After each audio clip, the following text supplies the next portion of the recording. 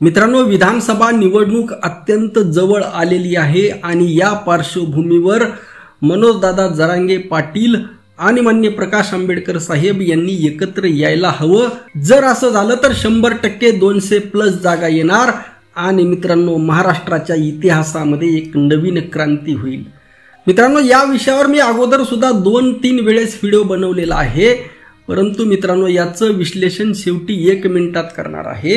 या अगोदर अत्यंत महत्त्वाची गोष्ट सांगतो। या अगोदर मी काल एक व्हिडिओ बनवला होता मन्या भिडे उर्फ मन्या कुलकर्णी याच्यावर, आणि फेसबुकवर एक पोस्ट टाकली होती। मित्रांनो, त्या पोस्टवर अनेक मन्या भिडेचे समर्थक येत आहेत, ट्रोल करण्याचा प्रयत्न करत आहेत, परंतु आता मित्रांनो यामध्ये मी आता मुरून गेलेलो आहे, त्यामुळे या सर्व गोष्टी मला काही आता नवीन नाहीत, परंतु सांगण्याची अत्यंत महत्त्वाची अशी गोष्ट, जो व्यक्ती महामानवांचा इतका प्रचंड असा द्वेष करतो, जो व्यक्ती देशविरोधी आहे, जो व्यक्ती देशद्रोही आहे, जो व्यक्ती जेलमध्ये असायला हवा होता, त्याचे या देशामध्ये जर इतके समर्थक असतील तर मित्रांनो ही अत्यंत खेदाची अशी बाब आहे।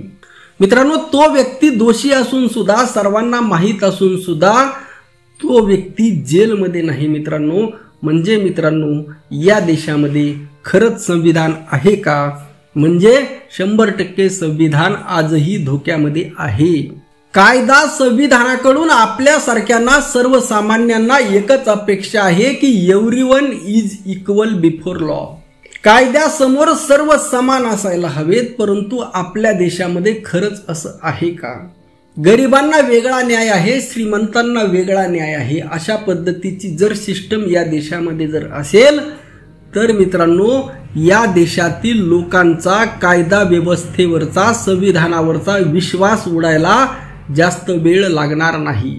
आता फास्ट युग आहे, आधुनिकतेचं युग आहे, सोशल मीडियाचं युग आहे, आणि या युगामध्ये येणारी नवीन पिढी ज्या वेळेस या कायदा सुव्यवस्थेकडे पाहिल, येणाऱ्या नवीन पिढीकडे महामानव वाचण्यासाठी वेळ नाहीत, येणाऱ्या पिढीसाठी महामानव केवळ अस्मितेचे प्रतीक असणार आहेत, येणाऱ्या पिढीसाठी महामानव फक्त एक शोभेची वस्तू असणार आहेत, आणि महामानवांनी काय सांगितलेलं आहे, काय लिहून ठेवलेलं आहे, त्यांचं जीवन काय आहे, त्यांचा संदेश काय आहे, हे मात्र येणारी पिढी विसरलेली असणार आहे। फक्त आपण ज्या जातीमध्ये जन्मलेला आहोत, जसा मराठा जन्मला त्याने फक्त छत्रपती शिवाजी महाराजांना आपल्या अस्मितेचं प्रतीक बनवायचं, महात्मा फुलेंना माळ्यांनी अस्मितेचं प्रतीक बनवायचं, बौद्धांनी विश्वरत्न डॉक्टर बाबासाहेब आंबेडकरांना अस्मितेचं प्रतीक बनवायचं, अशा पद्धतीची येणारी पिढी आपली येणार आहे, जिचं वाचन नसणार आहे।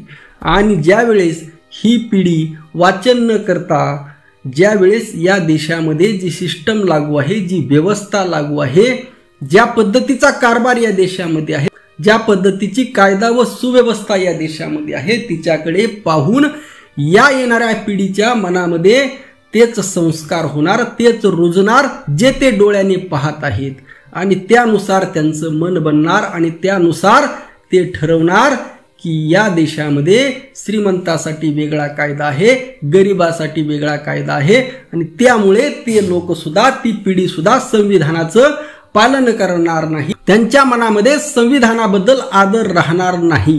ही एक अत्यंत महत्त्वाची अशी घटना आहे, ज्याच्याकडे अनेक जणांचं दुर्लक्ष आहे।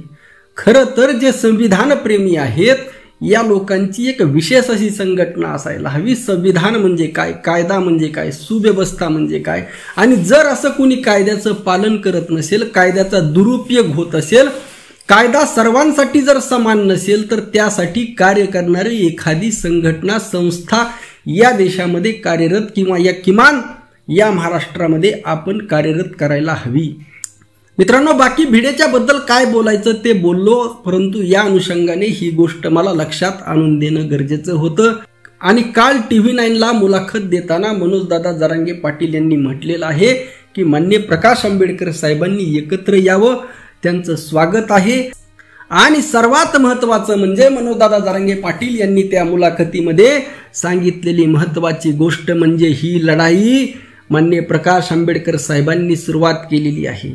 वंचितांची ही जी लढाई आहे, सर्वसामान्यांची जी लढाई आहे, सर्वसामान्य माणसाला सत्तेत बसवायचं याबद्दलची जागृती लढाई हिचे जनक माननीय प्रकाश आंबेडकर साहेब आहेत. याची सुरुवात त्यांनी केलेली आहे आणि ज्यांनी सुरुवात केली, ज्यांनी लढा उभा केला, आज अशा निर्णायक वेळी जर ते सोबत येणार नसतील तर मित्रांनो विचार करण्यासारखी गोष्ट आहे. आज माननीय प्रकाश आंबेडकर साहेब सोबत नाही आले तरी किमान 100 जागा मनोज जरांगे पाटील सहज निवडून आणू शकतात, कारण मुस्लिम समाज सोबत येणार आहे. सर्वसामान्य बौद्ध समाज सुद्धा गावखेड्यातला सोबत येणार आहेच. त्याचबरोबर 12 बलुतेदार सुद्धा सोबत येणार आहे. आणि अशामध्ये जर मान्य प्रकाश आंबेडकर साहेब आले, कारण ज्या पद्धतीने मनोजदादा जरांगे पाटील बोलत आहेत तितकीच आक्रमक भाषा, तितकीच आक्रमक शैली आणि कोणालाही न भिण्याची वृत्ती ही मान्य प्रकाश आंबेडकर साहेबांकडे आहे. आणि संपूर्ण महाराष्ट्र त्यांनी अगोदर पिंजून काढलेला आहे. संपूर्ण महाराष्ट्राची मतदारसंघाची बांधणी त्यांनी केलेली आहे. त्यांना तेथील राजकीय परिस्थिती माहीत आहे. केवळ जातीय समीकरणाच्या राजकारणामध्ये ते कमी पडलेले आहेत.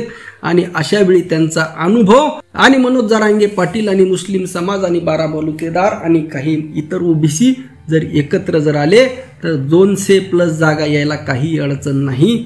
आपलं सर्वांचं मत नक्की कळवा. रामकृष्ण हरी. जय जगद्गुरु. जय शिवराय. जय भीम.